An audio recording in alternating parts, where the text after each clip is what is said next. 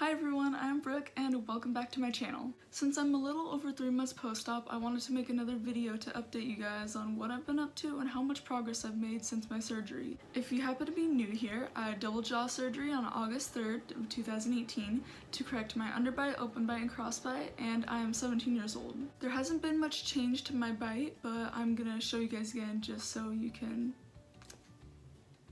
see it again.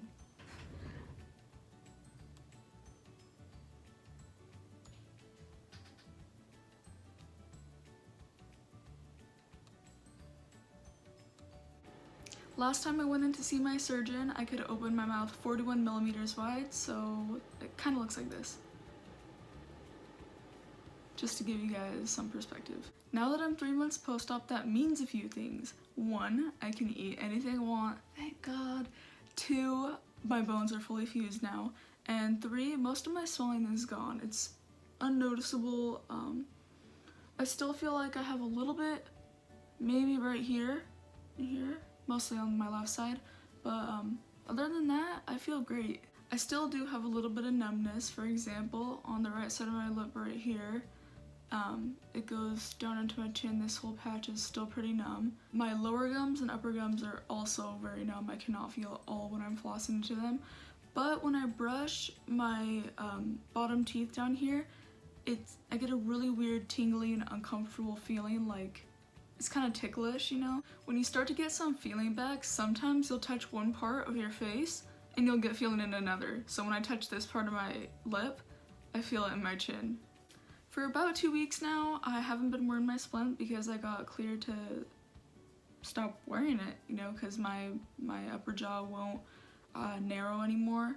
If you missed my last video, I mentioned that if you get your upper jaw expanded, it might start to narrow, so that's why you need the splint to keep it in there and make sure that you hold your width. Something that I find pretty cool that might gross you guys out is that I can feel where my screws are on my face, or it's like where the bone healed over them. I don't know which is which for sure, but if you press right here, you can feel it right there, there. I'm missing the screw right there, so there's only one right there. I'm really sorry if you start to hear kids screaming outside. But my scars have started to fade. If you haven't seen my last few videos, you wouldn't know that they had to go through the outside of my face on both sides over here to put the screws in my jaw. So I'll show you guys what that looks like. This is on my left side, and this is on my right side. One thing that kind of bums me out but isn't a huge deal is that my front tooth may have died. So that one right there is a little bit grayer than that one. I don't know if you can tell, but I'm like, well, whatever. You know, they told me going into it that some of your teeth may die. It's common, so it's not a huge deal, and no way would I not recommend the surgery over a dead tooth. I also still have to be pretty careful about when I eat. Sometimes I'll bite my lip or my inner cheek and it'll kind of hurt.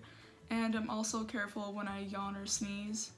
I know I don't need to be really. With yawning, yes, because you don't want to overstretch, you know? But other than that, when you're at 3 months, everything is pretty solid. One thing I really encourage everyone who gets the surgery to do is practice keeping your tongue on the roof of your mouth, because that's how it should be. And before I had my surgery, I didn't know that, which is kind of weird.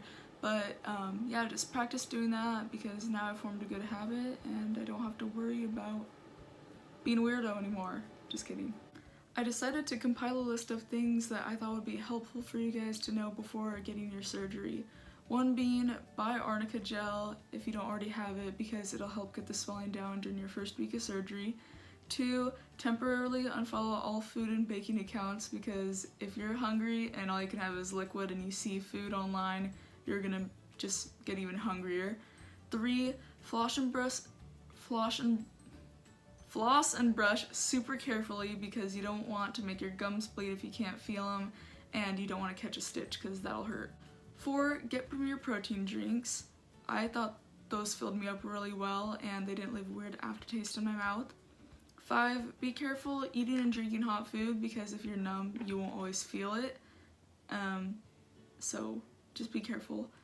And 6, don't forget to wear your splint. You don't want your jaw to narrow up again and then have to get the surgery all over again. It would not be a fun ordeal. The light started to come in on my face, so I had to shift a little bit. But guys, comment down below and let me know when I should post my next update video. I was thinking 6 months because my braces will probably be off by then, but if not, I'll probably do a year.